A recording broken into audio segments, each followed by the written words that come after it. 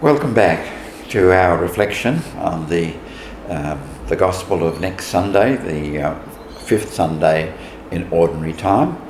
We welcome you back and happy to have you with us, and we're grateful that you spend this time with us. I'm going to read now the Gospel of the fifth Sunday, but I'm going to include the last verse of last week's Gospel, because that's a unit. And we won't really understand this week's Gospel unless we remind ourselves of what happened last week. So let us read.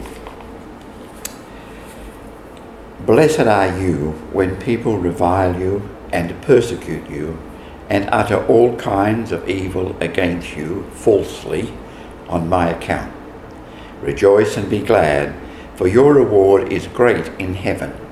For in the same way they persecuted the prophets who were before you. You are the salt of the earth. But if salt has lost its taste, how can its saltiness be restored?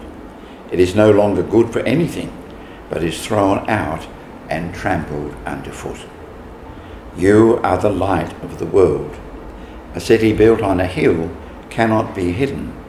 No one, after lighting a lamp, puts it under the bushel basket, but on the lampstand, and it gives light to all in the house. In the same way, let your light shine before the others, so that they may see your good works and give glory to your Father in heaven. As I have read it, including the sentence from last week, that's a unit, and it's part of the introduction to the Sermon on the Mount. Remember where we are in the Gospel. Jesus has said, repent, for the kingdom of God is at hand. And now what that means is spelled out in the Sermon on the Mount. And I think we said last time that the Sermon on the Mount is one of 5 gatherings and sermons which Matthew creates out of material that he shares with Luke. And that part of that is presenting Jesus as the new Moses. I think I mentioned last week that scholars suggest that there are 500 allusions to the Old Testament in Matthew's Gospel. That Matthew is the one who, in a time when Christians are seeking for an identity, makes the point, let's not forget our past. We belong to salvation history, and therefore it's important. So the last sentence of last week is a change. The Beatitudes were, blessed are the poor in spirit, in the third person. But having said the 8, which are a unit in themselves, Matthew changes to the second person. You, blessed are you when people revile you and persecute you. And what he's saying now, he's changed. And I think he's taken up the last of the Beatitudes that was about persecution, and he's talking about what the disciples of Jesus need to be in this situation. And I think that the idea of living in a culture that could interfere with their faith is something that runs through the Sermon on the Mount. I've been doing some work on the book of Revelation, and that's the message of Revelation, that the culture in which we live can affect the way we live as disciples of Jesus, and the emphasis is on faithfulness to that. So when we talk about the salt of the earth and the light of the world, then we're talking about what it means to be a disciple of Jesus, what it means to be a citizen of the kingdom. And the point that's being made is to be a citizen of the kingdom is not just to look within the kingdom, but to be a part of the broader world and to be a salt and a light. Salt meant so many things in that time of Jesus that it's difficult to pick out any one thing. But the overall emphasis of salt is that it was something that was important in preserving, that it had a major contribution to make. And the point being made that you are the salt of the earth, that's saying that the world needs you, that you have something to offer for that. I'd like to return to that in my own personal remark at the end about losing your saltiness. But for the moment, I think the message is that Christians, that members of the kingdom, have an obligation, a responsibility to reach out to others. I think it's spelled out more clearly in "You are the light of the world," and in the words of Matthew there, "Let your light shine before others." The early Christians, I think, very much were caught up with the image of light. John particularly, I think I mentioned before that he sort of uses words like light in a theological sense, not in the sense you'd find in the scriptures. God is light. Jesus says, "I am the light of the world." You are to walk in the light. You are the light of the world. So the word light captures the divine nature which comes to us in Jesus and which we are to live and actually share. So I think that what's being said there is this is the identity of the believer, and it's an identity that reaches out to others. As I was reading, the last words in the Gospel of Matthew came to mind. Go preach the gospel to all nations. That's what this is about. And I was reminded too of that saying of Pope Paul VI about evangelization. He says the axis of evangelization is faithfulness to the message and faithfulness to the people to whom we preach it. In other words, we've got to live it in a way that it speaks to the people of our time. We can not deduce from the past how to live it today. We can deduce from the past what is necessary for it to be truly Christian.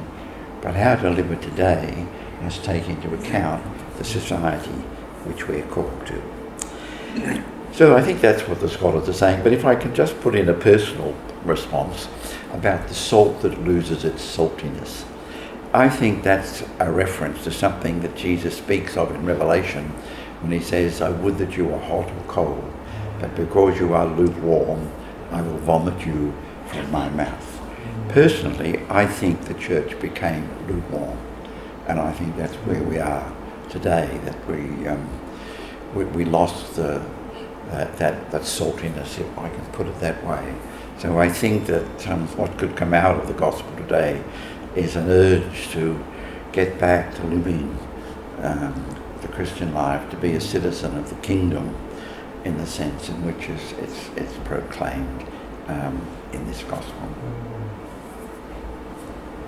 Well, certainly beginning from last week and continued today, as you've explained it, David, it's a challenge to us to what does it mean to be a follower of Jesus?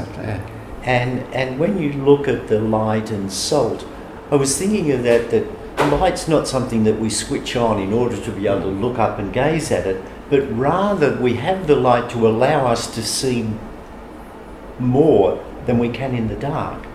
And that's true of our Christian lives too.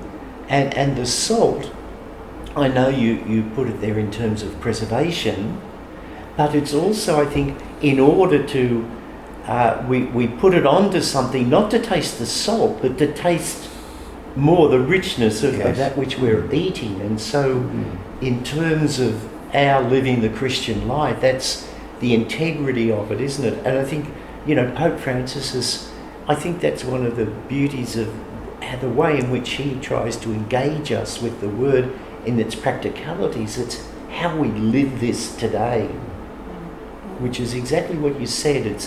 It's we've got principles from here, but it's how that now becomes a living reality in us today. No, thank you for that.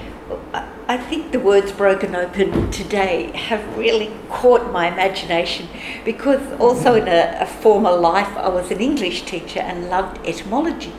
And this word salt, one of the key words coming from that is the word salary, because they used to pay people their salary in salt, because salt was so important for preservation of food, for people. And I just thought, yes, this is how important It is to have that flavour, that stamina. And I also think that this is a little bit strange, but when people sweat, you know, the life of a disciple of those who are sweat, Yes. and the salt that comes from sweating Yes. is when a body is fully alive, and when it's often the salt, they're out of balance, you know. So it's caught my imagination when Jesus said, basically, you are the salt of the earth. These people that need to follow, they need to be fully alive in what they're doing, because what they're doing is of the utmost importance. But just on that point with the salt though, and sweating, and we see it in athletes, don't we? And the cricketers over Christmas, and the tennis players, they cram. Yes, they don't have the salt. And so that salt is one of the key things to restoring that ability to move. Yes, to that I think that body fully alive. And I think that's what the gospel is saying, all those things that So we put there together. And as I said earlier, salt was used so broadly in the past and was so important that really we're saying that the believer in our society is that important for the society. And it takes on another meaning then when you relate it to Apocalypse, doesn't it? Oh, it does. Revelations. Oh, it does. Yes, to be encouraged. Losing your saltiness, I think. I think we did lose that. Yeah. However, we invite you now to just spend a few moments reflecting on what's the gospel saying to you today. Obviously, it said a lot to us, but it's what it says to you that is important.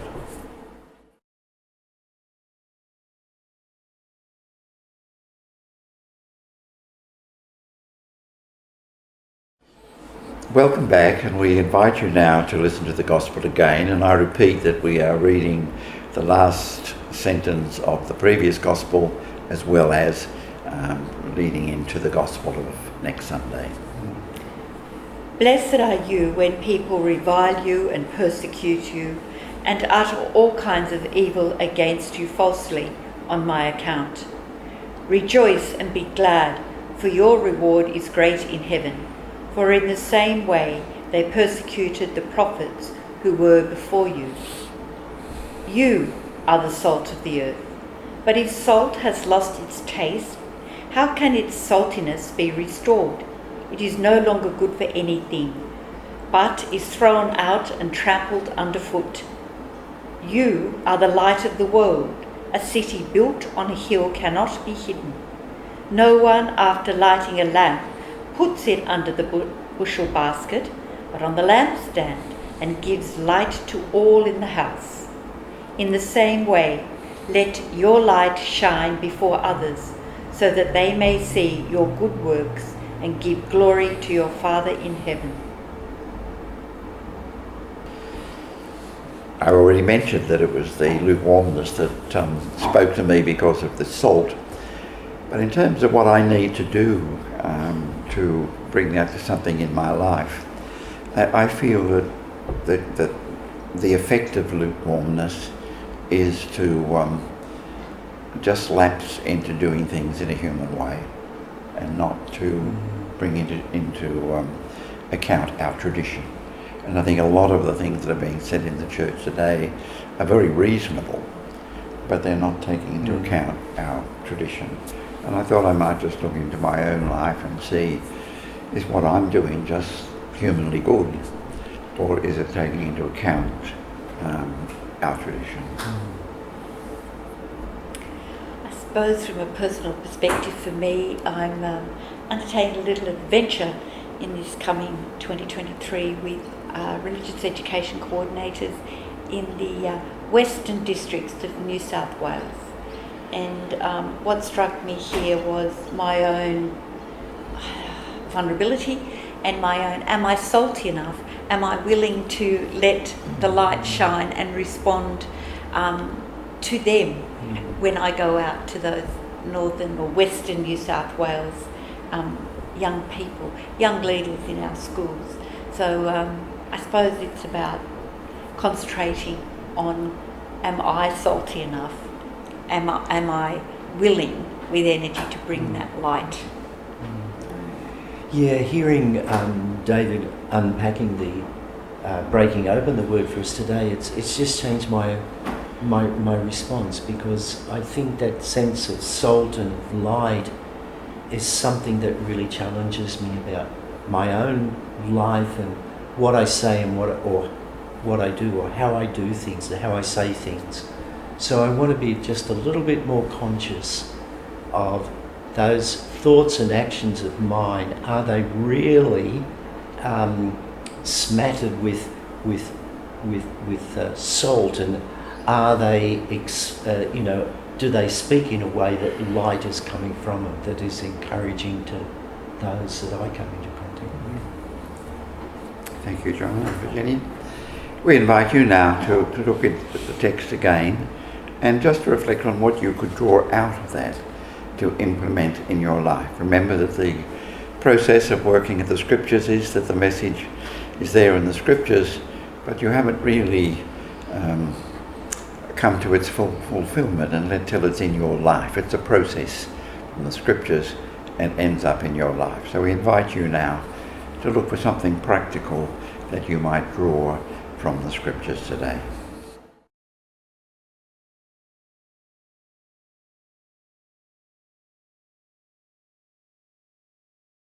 We invite you now to spend a moment in prayer. I think when we live our Christian life, everything we do needs grace. We can do human things, and even human life is graced. But I think if we need to enter into the mystery of Jesus, then that needs more grace, as it were, or a special grace. So let us pray now that we might be given that grace to implement what we have chosen to do.